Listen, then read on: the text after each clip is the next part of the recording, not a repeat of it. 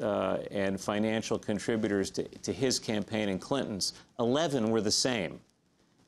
So where is the big difference in their approach to politics? The other thing that you should know about Obama is that he goes around saying he doesn't take money from lobbyists. Well, it's true that he doesn't take money from registered lobbyists, but only a child or a naïf would think that corporate lawyers or Washington lawyers don't lobby informally in front of regulatory commissions and in front of members of Congress. And Obama has been all over the corporate law community. And he, early in his campaign, even went down, and this is audacious, I must say, to the headquarters of Greenberg Traurig, Jack Abramoff's firm, the lawyer, the headquarters of the law offices in Miami, and did a video stream fundraising pitch where he raised a whole bunch of money from the lawyers who worked alongside Jack Abramoff for I don't know how many years. It's absurd. It's a distinction without a difference without a distinction, I think is the way one person put it. Not taking money from corporate lawyers and refusing, or rather not taking money from registered lobbyists, but taking money from corporate lawyers who in effect do the same kind of lobbying that registered lobbyists do. And now you're looking at a vice presidential candidate, Joe Biden, who's very much in that mix.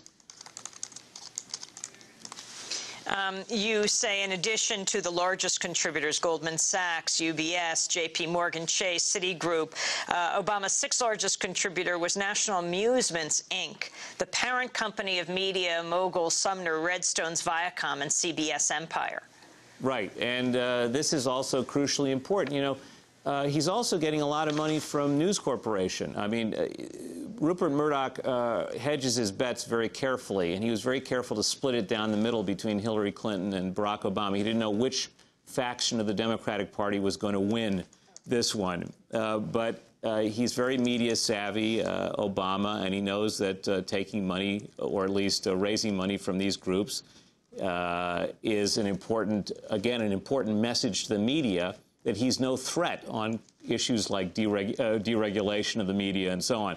Now, I'm sure that Obama would be better than John McCain on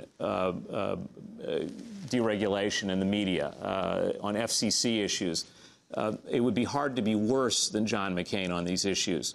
But I'm just saying that if people imagine that this is a reform movement represented by Barack Obama in terms of diversified media, in terms of reforming the lobby system in Washington, campaign finance reform, getting out of Iraq, which I hope we're going to talk about in a minute, they're deluding themselves. I've neglected to mention that on the big box minimum wage bill back in Chicago, and again, this is bread and butter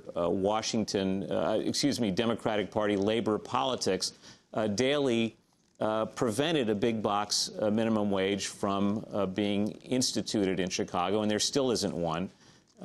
He defeated the forces of labor. He defeated the independent Democrats in the city council, and Barack Obama has never said a word about that issue or really said anything substantive about Walmart and their stranglehold on the wage scales in big cities and all over the country now.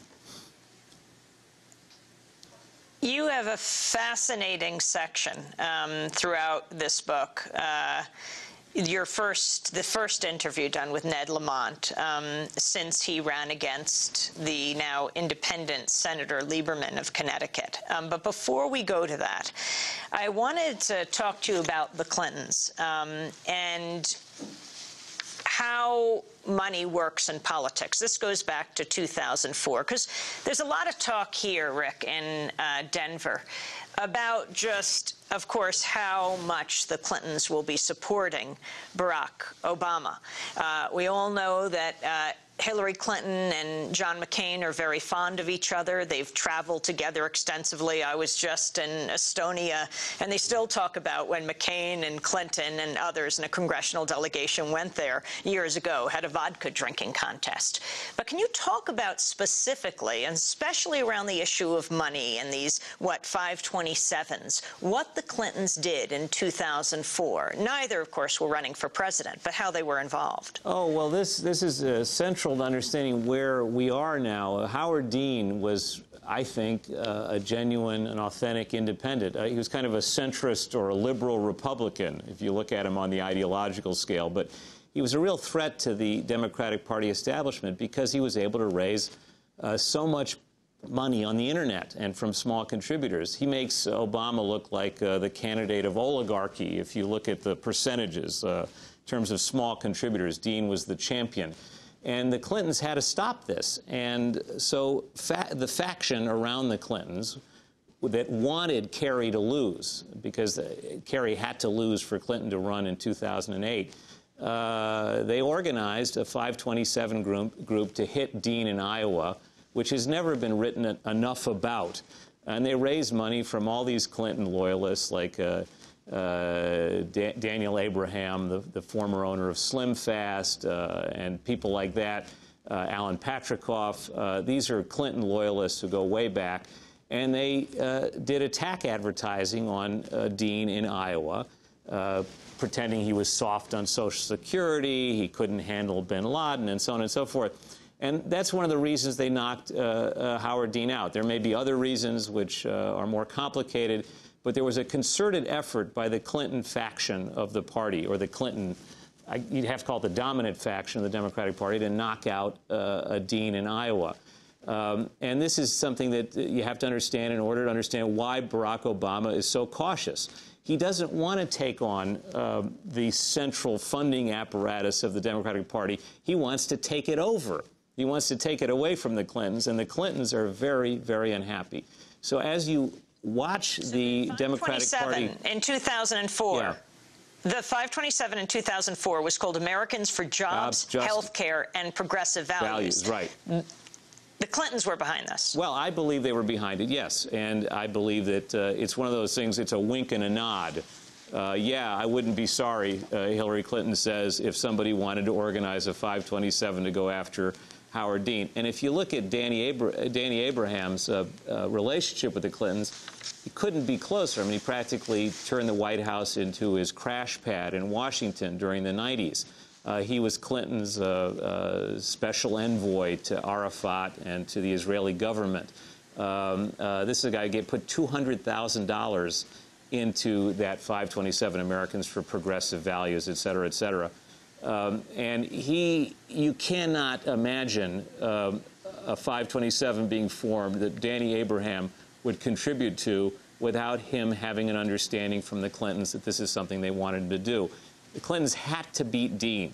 And now, if you look at the fundraising, actually, in the Democratic Party now, it's very interesting. The Democratic National Committee can't raise much money. And this is partly still because they don't want Howard Dean to get too much leverage on the party. They want to keep the fundraising in the hands of the party professionals, Rahm Emanuel and Charles Schumer, the senator from New York. They don't want freelancers like Howard Dean coming in and stealing their action. Because more and more... What's the Club for Growth, Rick MacArthur? The Club for Growth, the interesting thing about 2004 Iowa is that you have not only a Democratic Party organization going after Dean, you also have a right-wing Republican organization going after him. Club for Growth was associated with Tom DeLay. They also did some very nasty attack advertising with their 527 on Dean, including the famous Volvo ad where they've got a couple of regular old folks from Iowa walking down the street saying, I think Howard Dean should take his Volvo driving, latte drinking, so on and so forth, Pinko friends back to Vermont where he came from. And I still laugh when I think about this, because if you know Howard Dean, you know anything about him, he comes from this impeccable Republican Wall Street family, Park Avenue, private schools. Yale. You can't come from a more establishment background than Howard Dean, and they tried to paint him as some kind of left-wing radical, as did the Democratic Party leadership. Evan Bayh, who was then very much involved with the Democratic Leadership Council, said at the time that the Democratic Party was in danger of being taken over by left-wing radicals, Howard Dean being the principal left-wing radical. This is the milieu that we're talking about right now, where Barack Obama, he understands if he wants to be president, he better play ball. And if he tries to go too far... if he tries to go too far outside the box. We're talking to Rick MacArthur. Continue that point you said, which is, and if he goes too far, if he goes too far outside the box and tries to become a freelancer, in other words, a real independent reformer, there's no way Barack Obama could be the nominee for president. Absolutely inconceivable. The only So why is Barack Obama giving so much play to the Clintons? I mean, Hillary Clinton will be speaking on Tuesday. President Clinton will be speaking